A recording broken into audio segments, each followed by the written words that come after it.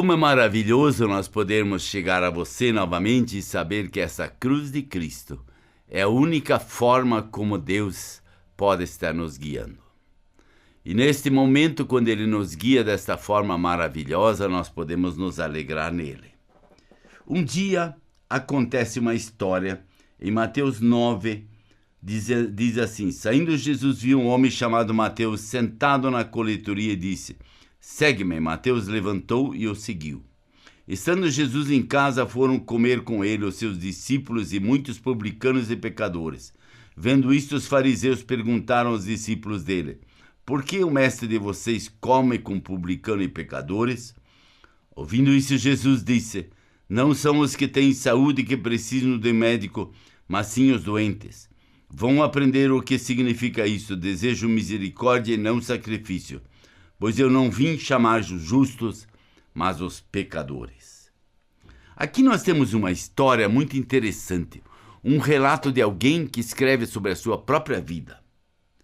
Quem era Mateus? Mateus era um cobrador de impostos. Ele cobrava impostos dos judeus para os romanos. Então ele era muito mal visto pelos judeus. E normalmente um publicano desse, um cobrador de impostos, ele normalmente tinha um salário excelente. Ele vivia melhor do que os outros. Porém, você pode imaginar a situação num país onde você tem um judeu trabalhando por romano e o povo judeu todo com raiva dos romanos. Como este homem deve ter vivido? E Jesus passa por aquela coletoria e vê aquele homem sentado e diz: segue-me. Eu não sei se Mateus já tinha visto Jesus em algum lugar ou não, mas ele não duvida. Ele levanta, larga tudo, larga seu emprego, larga seu ganha-pão, larga seu salário, deixa tudo para trás e vai seguir Jesus. Ele era um publicano e um pecador. E Jesus diz para ele: segue-me. E ele simplesmente segue. Ele deixa tudo para seguir Jesus. E muitas vezes Deus espera isso de nós, que você e eu deixamos tudo para seguir a Jesus. Eu sempre digo, quando eu vim há 38 anos atrás trabalhar aqui, eu era professor de matemática, eu tinha um emprego maravilhoso no melhor colégio que tem em Curitiba. E Deus disse: larga. E eu, de um dia para o outro, larguei. E aqui estou até hoje, porque Jesus me chamou para isso. Seu amor por Jesus foi tão grande já de cara, que o que ele faz? Ele convida todos seus amigos para virem na casa dele. Porque ele vai ter na casa dele alguém muito, muito especial. E o que isso quer nos ensinar? Quando nós trazemos nossos amigos do mundo para dentro da nossa casa. Nós cristãos somos muito assim. Nós convidamos nossos irmãos em Cristo para nossas casas. E não é isso que Deus espera de nós. Isso também pode acontecer. Mas Ele espera que você convide seus amigos do mundo para a sua casa.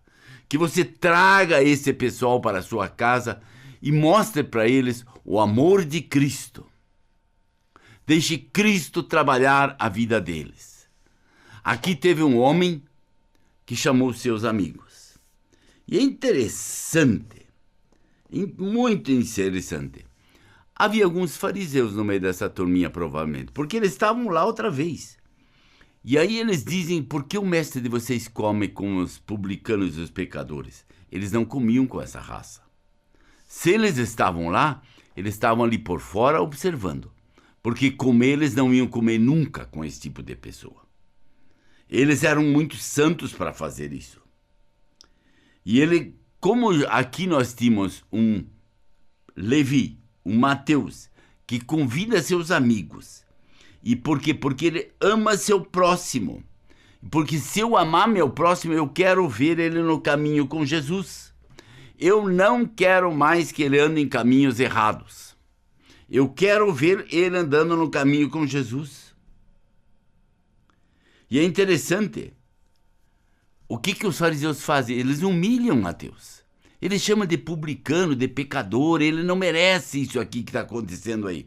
Eles tentam humilhá-lo, e eles tentam rebaixá-lo, eles tentam dizer para ele que isso não se faz, esse tipo de pessoa não se traz dentro da sua casa, e assim por diante.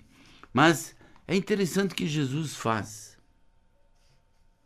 Em Hebreus capítulo 13, diz assim no verso 13: portanto saímos até ele, fora do acampamento, suportando a desonra que ele suportou. Mateus estava pronto a suportar o que tinha que suportar. Ele estava pronto a enfrentar a situação que tivessem que enfrentar. Ele sabia que ia ter dificuldades. E é interessante que o mestre faz. Diretamente ele não defende Mateus.